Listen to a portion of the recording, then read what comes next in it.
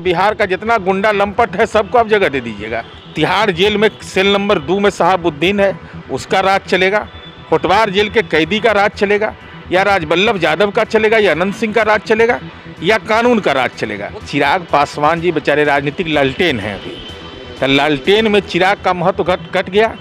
चिराग पासवान जी बोहनी उनी हो रहा है कि नहीं, नीचे से फर्स्ट करिएगा जमुई में कि जे तेजस्वी जिंदाबाद, तेजस्वी जिंदाबाद। अब कोई रास्ता है, कोई विकल्प नहीं आपके पास है, ब्लॉकेज हो गया रास्ते का। नमस्कार, मेरा नाम आलोक है। आप लाइव स्ट्रीम देख रहे हैं। बिहार में अंतिम चरण का चुनाव 7 नवंबर को होना है, यानी कि परसों, और चुनावी बिगुल जो है वो बजना बंद हो चुका है। ऐसे में बिहार सरकार के मंत्री नीरज कुमार हमारे साथ हैं। सबसे बड़ा मुद्दा जो इस बार आप लोगों को घेरा रहा, रोजगार, 10 लाख सरकारी नौकरी देंगे वो। कि बिहार ये चुनावी महाभारत में धर्म और अधर्म के बीच लड़ाई है। बिहार की जनता को यह तय करना है। 10 लाख रोजगार की बात कर रहे हैं। विपक्ष के नेता तेजस्वी यादव को अपने कलम से एक नौकरी देने का अधिकार था, वह अभी निजी सहायक के रूप में किसको दिया? अनैतिक देह व्यापार अधिनियम के आरोपी मनी यादव को। और अक्टूबर 2020 तक उन्होंने वेतन लिया। तो आपको जब मौका मिला एक नौकरी देने का आपके कलम से, निजी सहायक, उसकी पात्रता आपने क्या सिद्ध किया कि जो घिनौने काम में लिप्त रहेगा हम उसी को देंगे। तो अगर आपको मौका मिल जाएगा तो बिहार के अंदर जो अपराध जगत से जुड़े हुए लोग हैं उन लोग को नौकरी दीजिएगा। क्या ऐसे ही युवा बिहार के रोल मॉडल है, विपक्ष के नेता हैं? क्या मजबूरी है तेजस्वी यादव कि मनी यादव का पर हमने 1.5 वर्ष पहले आरोप लगाया था, आप क्यों नहीं निकाल पा रहे हैं? इसका मतलब चाहे तो राजनीति का कमज़ोर नस है, तो ऐसा नस रखने वाला अगर आपके साथ रहेगा तो आपका बहुत सारा चीज़ हो सकता है गुप्त रहस्य उसके पास हो, और गुप्त रहस्य आप डरते हैं कि 10 लाख रोजगार दीजिएगा तो एक रोजगार में तो ये काम घिनौना काम किए, 9,99,999 करिएगा तब तो बिहार का जितना गुंडा लंपट है सबको आप जगह दे दीजिएगा। क्या लगता है, जिससे कि सब अंतिम प्रचार थम चुका है, क्या उम्मीद है? अंतिम चरण में सीमांचल क्षेत्रों में वोटिंग होनी है, तेजस्वी यादव भी लगातार बिहार की जनता को ये तय करना है ना, तय कर ली है कि क्या तिहाड़ जेल में सेल नंबर 2 में शहाबुद्दीन है, उसका राज चलेगा, होटवार जेल के कैदी का राज चलेगा, या राजवल्लभ यादव का चलेगा, या अनंत सिंह का राज चलेगा, या कानून का राज चलेगा। वो तो कह रहे हैं कि दो ही चरणों में हमको मैंडेट मिल गया। बता रहा हूँ, सीमांचल के इलाके में तो पैगंबर की ख्वाहिश पूरा किया है माननीय नीतीश कुमार जी ने। पैगंबर ने कुरान शरीफ में यह कहा है कि भाई जो शराबबंदी लागू करेगा, दहेज जैसा प्रथा पर अभियान चलाएगा, बाल विवाह पर चलाएगा, हदीस जो इस्लाम धर्म मानने वाले जिनका सम्मान करते हैं वहाँ जल का महत्व है।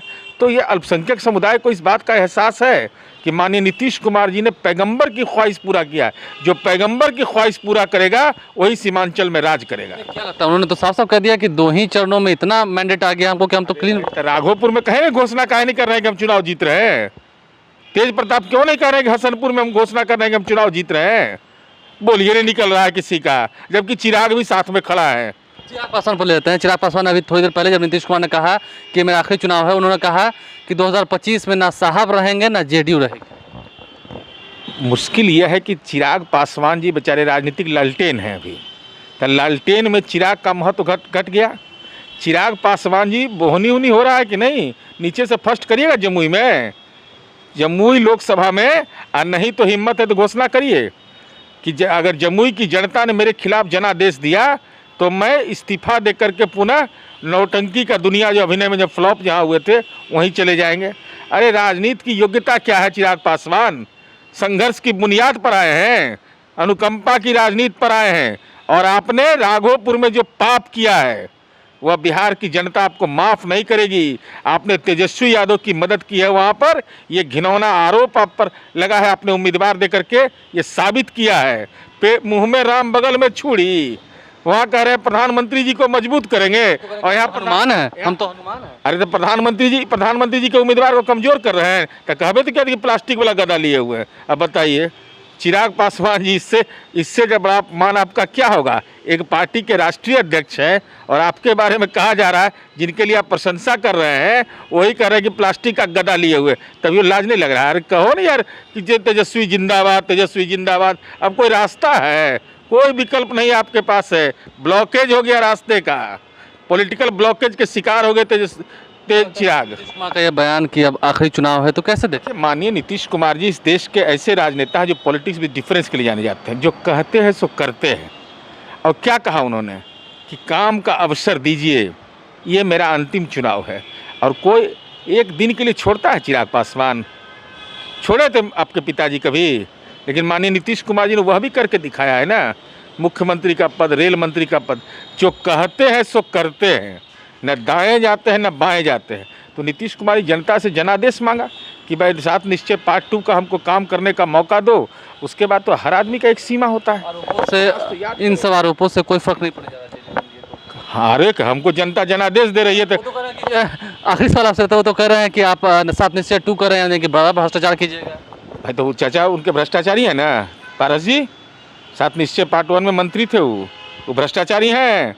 बोलिए कि पशुपति पारस भी भ्रष्टाचारी हैं, उन्हीं के चाचा हैं। अरे अभी ना पॉलिटिकल ब्लड ग्रुप मिला है तेजस्वी के साथ चिराग पासवान का, ऐसे तो पॉलिटिकल ब्लड ग्रुप उनका चाचा के साथ था। तो चाचा के नीयत पर भी सवाल खड़ा कर रहे हैं क्या? पिता का साया उठा तो वीडियो बना रहे थे, अब चाचा चुनाव और प्रचार के अंतिम समय में पशुपति पारस जी जो उस पार्टी के सम्मानित नेता है, ऐसा मत करिए, ऐसी दुर्दिन मत खिला दीजिए अपने चाचा का। आपके पिता के सगे भाई हैं कि उनके नीयत पर सवाल खड़ा कर दीजिए कि जिस मंत्रिपरिषद के आप सदस्य थे वहाँ गड़बड़ी हुई थी, इसका वही गड़बड़ है। कुल मिलाकर नीरज कुमार जो बिहार सरकार के मंत्री, उन्होंने साफ साफ कह दिया है कि चुनावी बिगुल तो बंद हो चुका है, लेकिन जनता का विश्वास नीतीश कुमार के साथ है। और नीतीश कुमार जाने जाते हैं, जो वो कहते हैं वो करते हैं। हमारे चैनल को सब्सक्राइब कर लें, देखते हैं जनता का जनमत 10 नवंबर को किसे हासिल होता है। हमारे चैनल को सब्सक्राइब कर लें, साथ साथ फेसबुक पेज भी लाइक करें। धन्यवाद।